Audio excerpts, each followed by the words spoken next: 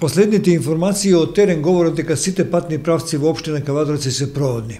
По патиштата може да се движат возила, меѓутоа не се препорачува на пат да се тргнува без некоја поголема потреба.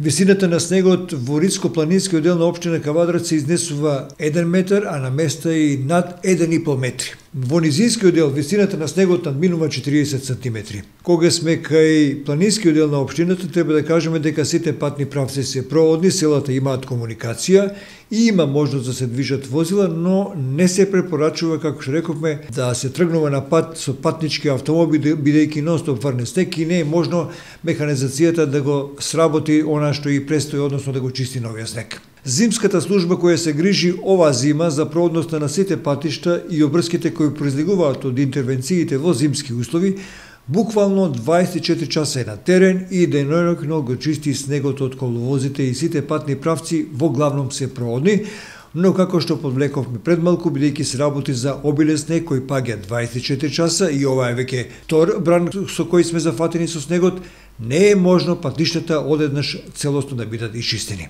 Од летовалиштето Михајлово имаме информација дека овде престојуваат 100 деца кои се на зимски распуст. Раководителот Љупчо Глигоров не информира денеска дека состојбата е во ред. Имаат се што им е потребно за престој во зимски услови. Патот го чисти механизација и по него се движат посебни возила за вакви услови. Но се препорачува со обичен патнички автомобил да не се користи оваа делница. Во градот и низинскиот дел на општина Кавадровци висината на новиот снег надминува 40 сантиметри. Сите главни улици се исчистени од снегот уште во раните утрински часови. Јавното претпријатие Комуналец ја сврши оваа работа. На удар беа градскиот плоштад и сите други јавни површини во градот. Исто така овде мораме да ги пофалиме и граѓаните кои самостојно се вклучија и ги чистија местата пред дуќаните, тротоарите и деловните објекти.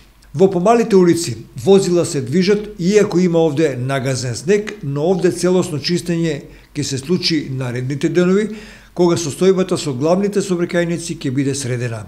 Кога сме кај јавното претпријатие Комуналец, треба да покажеме дека денеска на улицата Видоје Смилевски имаше поголем дефект за вода, истиот се санира и жителите на околните улици кои исто така немаат вода за пиење, нормално водоснабдување ќе имаат нешто околу 15 часот. Или кои има пријави за тековно случување на дефекти на канализацијата или на цевки за вода, овие проблеми се решаваат во од. Деноиве и температурите се многу ниски, навечер паѓаат и до минус 13-14 степени Целзиусови. Дознаваме од фотографии објавени на Facebook дека замрзна водата во езерото градот кај Мокриште.